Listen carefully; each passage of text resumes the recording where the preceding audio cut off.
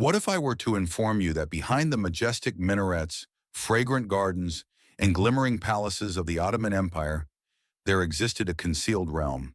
A realm where young boys were trained not only in courtly etiquette or academic subjects, but also in the art of pleasure. They were neither slaves nor soldiers. They were male concubines, groomed, cherished, and then, like whispers in the night, forgotten within the Ottoman court. These boys were not hidden in disgrace.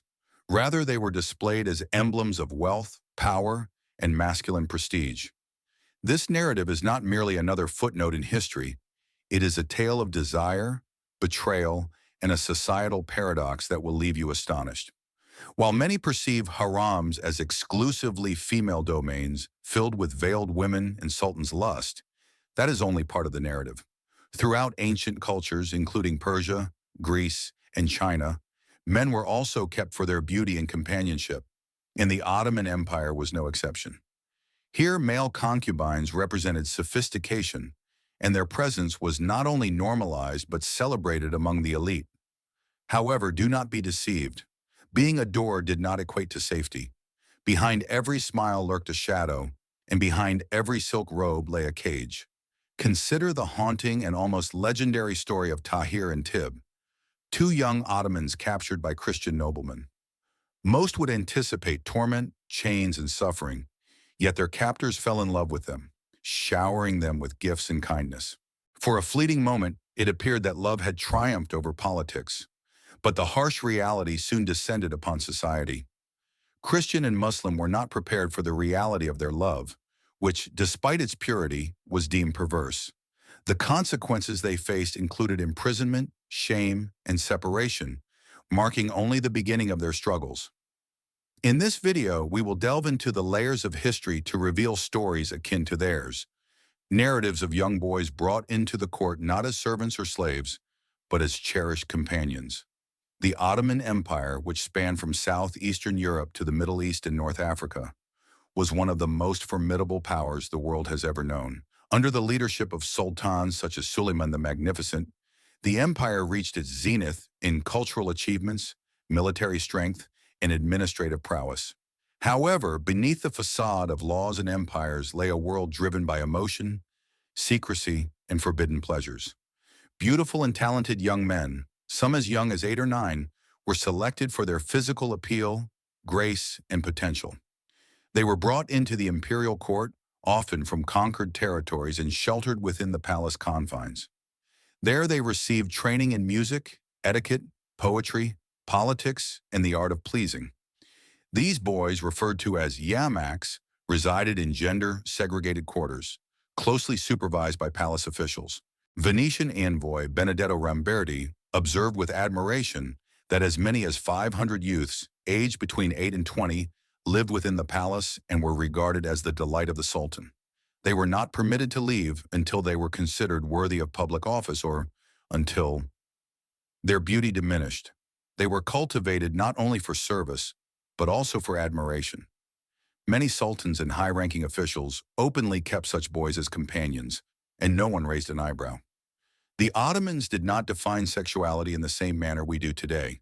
They did not categorize individuals as gay or straight. Instead, they classified lovers based on dominance, the active and the passive. A man could love another man without it being deemed abnormal, provided he upheld a masculine role. However, true love was always at risk. For centuries, these relationships flourished behind palace walls and within military ranks. Even janissaries, the empire's elite soldiers, engaged in these arrangements. For many boys, being selected meant escaping poverty, obtaining an education, and enjoying a life of luxury. For the older men, it signified companionship, prestige, and beauty at their disposal. Some eunuchs were even granted tax exemptions in return for their loyalty and service. To outsiders, it may have appeared to be a dream, but was it? This entire concealed system was meticulously supervised by the Sultan himself, who had the ultimate authority over the lives, futures, and even the romantic affairs of these boys. Many never left the palace until they were deemed ready for power, politics, or marriage. However, changes were imminent as the empire began to embrace Western diplomacy and ideas. Foreign notions of sexuality, sin, and shame infiltrated Ottoman society, by the 18th century. Once celebrated practices began to fade into obscurity.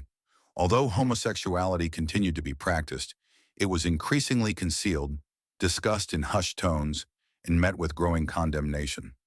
A dark shadow loomed over the pleasures of yesteryear. Then came the devastating blow that changed everything: the Penal Code of 1858. Under this law, anyone who publicly engaged in acts deemed contrary to modesty and shame could face imprisonment for up to 1 year and hefty fines. In Istanbul, state-sanctioned violence ensued. Men were assaulted in the streets, their heads shaved in acts of humiliation, and some were subjected to sexual violence. The message was unmistakable. Tolerance had come to an end. Many questioned, why now? The Quran had remained unchanged for centuries, so what triggered this sudden animosity? Historians attribute this shift to Western influence. As European ideals of morality and modern civilization took root, Ottoman society began to internalize these concepts. Where love had once been fluid, it became regulated, and where passion had once been celebrated, it was now criminalized. The West did not only introduce science and steam engines, it also brought stigma. Yet some chose to resist. Tahir and Tib, the young men we previously encountered, had fallen profoundly in love with their Christian captives. After being imprisoned for sodomy, the two Ottoman men were eventually released, but their lovers remained incarcerated. Unwilling to endure separation, the Christian noblemen escaped from prison, reunited with Tahir and Tib, and in a remarkable act of devotion, converted to Islam to be together. They hoped that by embracing this new faith, they could. The Ottoman faith allowed individuals to live freely. It was a desperate gamble, yet it could not alter the course of history. By the late 19th century, the glorious era of male beloveds had ended, and women had assumed their roles in the courts.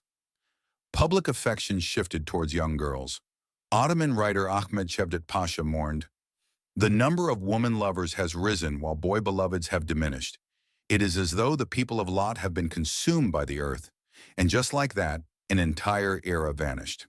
Today, documentation of what ensued is limited. Few were willing to preserve this contentious chapter of Ottoman history.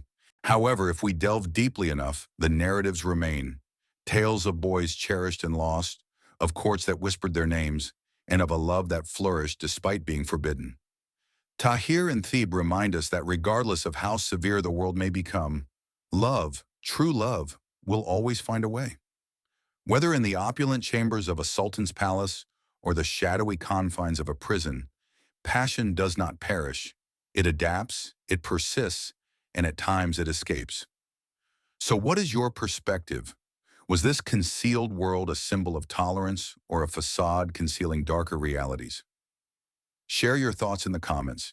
If you desire more astonishing, untold stories from the darkest recesses of history, be sure to like, subscribe, and accompany us on this journey through the past.